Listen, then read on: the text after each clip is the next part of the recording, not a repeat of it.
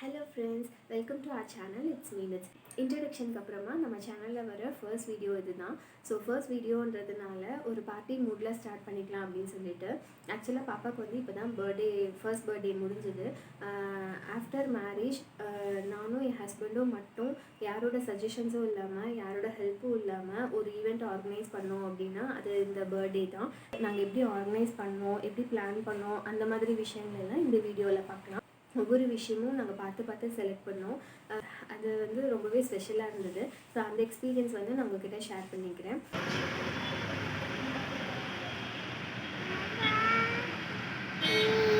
இன்றைக்கி வந்து நல்ல மழை ஓயாமல் பெய்யுது.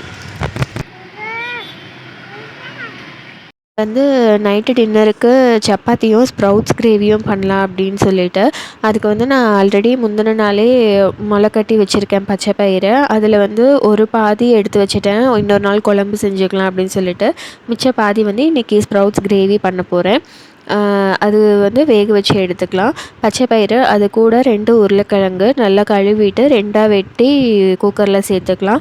இது வேக வைக்கும் போதே கொஞ்சம் உப்பும் சேர்த்து ஒரு 3 விசில் விட்டு எடுத்தோம்னா கரெக்டாக இருக்கும். இதை வந்து நான் மசிச்சுக்க போகிறேன். நீங்கள் பெரியவங்க சாப்பிட்றதா இருந்ததுன்னா உருளைக்கிழங்கை மட்டும் மசிச்சுக்கோங்க. நான் இது பாப்பாவுக்கும் கொடுக்கறதுனால இதை 2ஐயும் சேர்த்து மசிச்சுக்கிறேன். நெக்ஸ்ட்டு கிரேவிக்கு தேவையான வெங்காயம் தக்காளி நறுக்கிக்கலாம். 2 பெரிய வெங்காயம் ஸ்லைஸ் பண்ணி எடுத்துக்கலாம். கூட ஒரு தக்காளி சேர்த்துக்கலாம். நல்லா சாப் பண்ணிவிட்டு தாளிச்சிடலாம். தாளிக்கிறதுக்கு ஒரு கடாய் சூடானதும் அதில் ஒரு 3 டேபிள் ஸ்பூன் அளவு ஆயில் சேர்த்துக்கலாம். ஆயில் சூடானதும் கடுகு பொரிஞ்சதும் நம்ம நறுக்கி வச்சுருக்கிற வெங்காயமும் கருவேப்பிலையும் சேர்த்து நல்லா பொன்னிறம் ஆகிற வரைக்கும் வதக்கிக்கலாம். இது கூட தக்காளி சேர்த்து மிக்ஸ் பண்ணிக்கலாம். நெக்ஸ்ட்டு நம்ம துருவி வச்சுருக்கிற கேரட் அதையும் சேர்த்து நல்லா வதக்கிக்கலாம். நம்ம கேரட் வந்து பச்சையாக துருவி சேர்த்துருக்கோம், அது கொஞ்சம் வேகணும். அதுக்காக கொஞ்சம் உப்பு சேர்த்து மூடி போட்டு ஒரு 5 நிமிஷம் போல் வேக வச்சு எடுத்துக்கலாம். 5 நிமிஷத்துக்கு அப்புறமா கேரட்டும் தக்காளியும் நல்லா வெந்து வந்துருச்சு. இப்போ இது கூட நம்ம வேக வச்சுருக்கிற ஸ்ப்ரவுட்ஸையும் உருளைக்கிழங்கையும் சேர்த்துடலாம். இப்போது இதை ஒரு வாட்டி மிக்ஸ் பண்ணிவிட்டு இது கூட மசாலா சேர்த்துடலாம். மிளகாய்த்தூள் 1 டீஸ்பூன், உங்கள் காரத்துக்கேற்ப அட்ஜஸ்ட் பண்ணிக்கோங்க. 1/2 டீஸ்பூன் கரம் மசாலா, 1/4 டீஸ்பூன் மஞ்சள் தூள், தேவையான அளவு உப்பு, 1/2 டீஸ்பூன் போல் சீரகத்தூள், இது எல்லாத்தையும் சேர்த்து நல்லா மிக்ஸ் பண்ணிவிட்டு இதோட பச்சை வாசனையெல்லாம் போகணும், அந்தளவு வேக வச்சுக்கலாம். தேவைப்பட்டால் தண்ணி சேர்த்துக்கோங்க. நான் வேக வச்ச இந்த ஸ்ப்ரவுட்ஸ் உருளைக்கிழங்குலேயே தேவையான அளவு தண்ணி இருந்தது, அதனால் நான் சேர்க்கல. உங்களுக்கு தேவைப்பட்டால் நீங்கள் தண்ணி சேர்த்து வேக வச்சுக்கோங்க.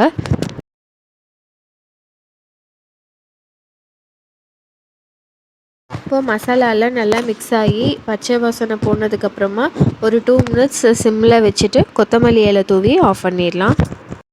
கிரேவி ரெடி ஆகிறதுக்குள்ளே சப்பாத்தியை ரெடி பண்ணிடலாம் அப்படின்னு சொல்லிட்டு மாவு பிசைய ஆரம்பிச்சிட்டேன்.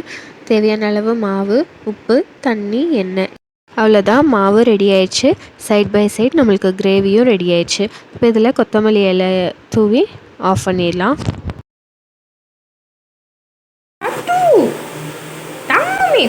தங்கமே దేమిది మమ్మమ్మ చేసి ఇచ్చే, ఇది మావు, వెరు మావుడా.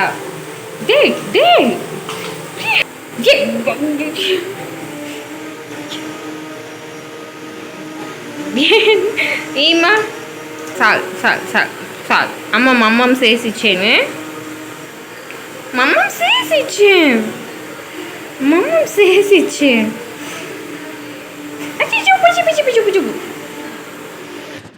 ஒரு வழியாக மைண்டை டைவர்ட் பண்ணி சப்பாத்தியை சுட்டு எடுத்தாச்சு.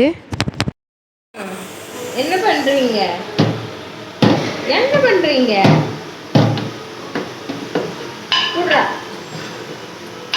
பொப்பன்ட்டா. ஓகே, நைட்டுக்கு சப்பாத்தி ஸ்ப்ரவுட்ஸ் கிரேவி சூப்பராக ரெடி ஆயிடுச்சு. நெக்ஸ்ட் வந்து பர்த்டேக்கு வந்து நாங்கள் எப்படி பிளான் பண்ணோம், என்னென்னலாம் பர்ச்சேஸ் பண்ணோம் அப்படின்றத உங்ககிட்ட ஷேர் பண்ணிக்கிறேன்.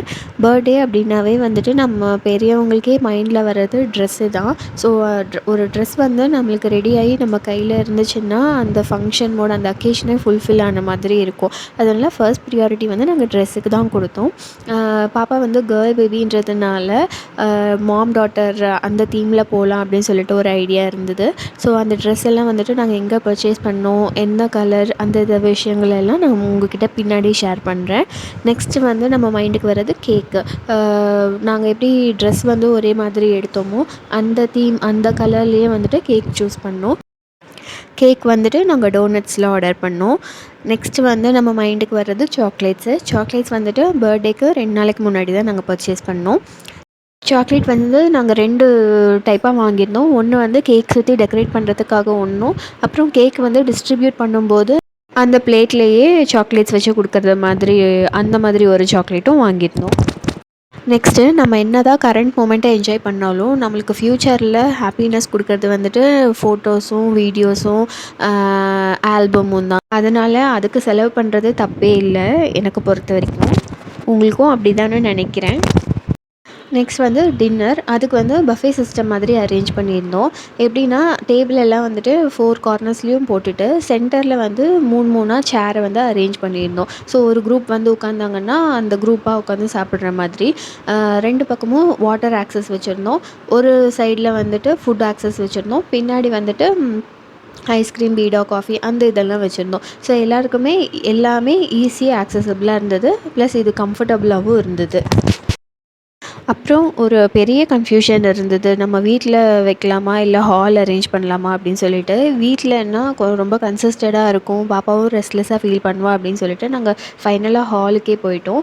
ஹால் புக் பண்ணிவிட்டு அப்புறம் அதில் வந்து டெக்கரேஷன் வந்து நம்ம வீட்டிலனா எப்படி வேணால் பண்ணிக்கலாம். பட் ஹாலுன்னு போயிட்டோம்னா வந்துட்டு டெக்கரேஷன் தனியாக தெரியணும். அதனால் டெக்கரேஷனுக்கும் சொல்லியிருந்தோம். அந்த டெக்கரேஷன் வந்துட்டு நாங்கள் போட்ட பட்ஜெட்டோட கம்மியாகவே முடிஞ்சது. அது மட்டும் இல்லாமல் நான் எக்ஸ்பெக்ட் பண்ண மாதிரியே சூப்பராக அந்த அண்ணா பண்ணி கொடுத்துருந்தாங்க. அப்புறம் டெக்கரேஷன் பற்றி முக்கியமாக ஷேர் பண்ணணும்னு நினச்சிட்டு இருந்தேன். பர்த்டேனாவே யூஸ்வலாக எல்லாருமே பலூன் வச்சு தான் டெக்கரேட் பண்ணுவாங்க. எனக்கு வந்து பலூன் அவ்வளோ இஷ்டம் கிடையாது. அதனால் டிஃப்ரெண்ட்டாக இருக்கட்டும் அப்படின்னு சொல்லிட்டு ஃப்ளெக்ஸ் மாதிரி பிரிண்ட் பண்ணியிருந்தோம். அந்த ஃப்ளெக்ஸை வச்சுட்டு லைட்டிங்ஸ் எல்லாம் போட்டுட்டு அந்த ஃப்ளெக்ஸில் வந்து பாப்பாவோட பேர், அப்புறம் நாங்கள் தீமாக வச்சுருந்த பட்டர்ஃப்ளை அந்த விஷயங்களெல்லாம் ஆட் பண்ணியிருந்தோம். ஸோ அது வந்து பார்க்கவே சூப்பராக இருந்தது. அந்த கிளிப்பிங் வந்து நான் உங்களுக்கு ஷேர் பண்ணுறேன் பாருங்கள். நெக்ஸ்ட் வந்து ரிட்டர்ன் கிஃப்ட்ஸு. வர்ற கிட்ஸுக்கு வந்துட்டு நம்மளும் ஒரு கிஃப்ட்டு கொடுத்து அனுப்பினோம்னா அவங்க வந்து ரொம்ப ஹாப்பியாக ஃபீல் பண்ணுவாங்க. அதை வந்து நம்ம ரொம்ப கேர்ஃபுல்லாக டீல் பண்ணணும். ஏன்னா நம்ம கொடுக்குற கிஃப்ட் வந்துட்டு அவங்களுக்கு யூஸ்ஃபுல்லாகவும் இருக்கணும், அவங்களுக்கு பிடிச்ச மாதிரி இருக்கணும். இன்னொரு விஷயம், நம்ம இன்வைட் பண்ண ஃபேமிலியில் இருக்கிற கிட்ஸ் லிஸ்ட்டை ஃபஸ்ட்டு எடுக்கணும். அந்த லிஸ்ட்லேருந்து ஏஜ் வைஸ் அவங்கள குரூப் பண்ணணும். ஸோ அதுக்கு ஏற்ற மாதிரி நம்ம கிஃப்ட்ஸை வந்து கொடுக்கணும். ரிட்டன் கிஃப்ட்ஸுக்கு வந்த ஐடியாஸை ஷேர் பண்ணுறேன். அதுக்கப்புறமா நாங்கள் என்ன சூஸ் பண்ணி கொடுத்தோம் அப்படின்றதையும் ஷேர் பண்ணுறேன். ஃபஸ்ட்டு வந்து பிகி பேங்க் சொன்னாங்க. பிகி பேங்க் வந்து என்ன ஏஜ் குரூப் இருந்தாலும் பிரச்சனை கிடையாது, எல்லாருமே அது யூஸ் பண்ணுறது தான். ஆனால் அதோட பட்ஜெட் வந்து எங்களோட பட்ஜெட்டை விட எகிரிடுச்சு. அதனால் நாங்கள் அதை சூஸ் பண்ணல. அதுக்கப்புறமா கீ செயின் சொன்னாங்க. அப்புறம் அந்த பெயிண்டிங் புக்கும் வந்து எல்லா ஏஜ் குரூப்பும் யூஸ் பண்ண மாட்டாங்க. அதனால் நாங்கள் அதை சூஸ் பண்ணல. அதுக்கப்புறமா வந்துட்டு அந்த க்ளே வச்சு விளையாடுறது, கலர் பென்சில்ஸு இது எல்லாமே எங்களுக்கு கொடுத்த ஐடியாஸு. நாங்கள் எது சூஸ் பண்ணோம் அப்படின்னா ஃபஸ்ட்டு நாங்கள் 3 டைப்பாக பிரிச்சுக்கிட்டோம் குழந்தைங்கள. 3 வயசு வரைக்கும் ஒரு கிஃப்ட்டும், அப்புறம் அப்ராக்சிமேட்டாக 8th ஸ்டாண்டர்ட் படிக்கிற அவங்க வரைக்கும் ஒரு கிஃப்ட்டும், அதுக்கு மேலே இருக்கிற கிட்ஸுக்கு வந்துட்டு இன்னொரு கிஃப்ட்டும், அப்படி 3 விதமாக நாங்கள் கேட்டகரைஸ் பண்ணி 3 டைப் ஆஃப் கிஃப்ட்ஸ் வாங்கியிருந்தோம். உங்களுக்கும் ரிட்டன் கிஃப்ட்ஸ்லாம் வேறு எதுனா ஐடியா இருந்ததுன்னா கண்டிப்பாக கமெண்ட்ஸில் ஷேர் பண்ணிக்கோங்க. நெக்ஸ்ட்டு செலிப்ரேட் பண்ணுறவங்களுக்கு அது கண்டிப்பாக ஹெல்ப்ஃபுல்லாக இருக்கும்.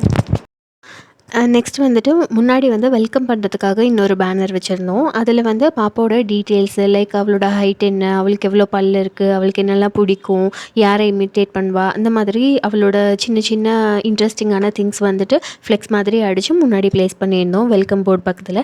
வர்றவங்க அவளோட டீட்டெயில்ஸ் பார்த்துட்டு அவங்களோட ஆட்டோகிராஃப் போட்டுட்டு போகிற மாதிரி. ஸோ அதுவும் யூனிக்காக இருக்குது, எல்லோரும் இன்ட்ரெஸ்டிங்காக இருந்ததுன்னு சொன்னாங்க. நெக்ஸ்ட் வந்து இப்போ நான் ஒரு சின்ன கிளிப்பிங் போடுறேன் பாருங்கள். போன் எடுத்தா நச்சுங்கிறானுங்க.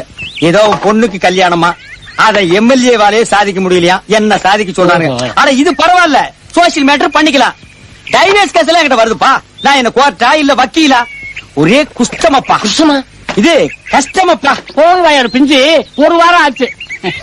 இந்த மாதிரி ஃபன்னான டைலாக்ஸு, அதுக்கப்புறம் இது வரைக்கும் எடுத்த ஃபோட்டோஸ் எல்லாம் மர்ஜ் பண்ணி ஒரு வீடியோ மாதிரி மேக் பண்ணி அதில் சினிமா சாங்ஸ் எல்லாம் போட்டு ஒரு சூப்பரான வீடியோ ரெடி பண்ணியிருந்தோம். அது ரொம்ப இம்ப்ரெசிவாக இருந்தது. எல்லாருக்குமே ரொம்ப பிடிச்சிருந்தது. எல்லாருமே கேட்டுகிட்டே இருந்தாங்க, எப்படி பண்ணீங்க, எங்கே பண்ணீங்க அப்படின்னு சொல்லிட்டு. ஸோ அந்த வீடியோ வந்து நான் உங்களுக்கு நெக்ஸ்ட் வீடியோவில் ஷேர் பண்ணுறேன். இது போக பார்ட்டி ஸ்டார்ட் ஆனதும் குழந்தைங்களாம் வர ஆரம்பித்ததும் அவங்களுக்கு வந்துட்டு அந்த பர்த்டே கேப்பும் பலூனில் வந்துட்டு பர்த்டே அந்த ஸ்டிக்கர்ஸ் எல்லாம் போட்ட மாதிரி அது கூட வந்துட்டு அந்த கேப்பு குச்சி அதெல்லாம் இருக்கிற மாதிரி அவங்களுக்கு கொடுத்தோம். அதுவும் அவங்களுக்கு ஹாப்பியாக இருந்தது. ஓகே, மோரோவர் எல்லாமே கவர் பண்ணிட்டேன்னு நினைக்கிறேன். கடைசியாக எங்களோட காஸ்ட்யூம் மட்டும் காமிச்சிட்டு இந்த வீடியோவை கம்ப்ளீட் பண்ணிக்கிறேன்.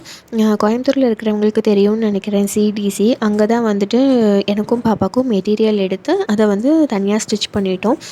மெட்டீரியல் கலெக்ஷன்ஸ் அங்கே எல்லாமே சூப்பராக இருந்தது.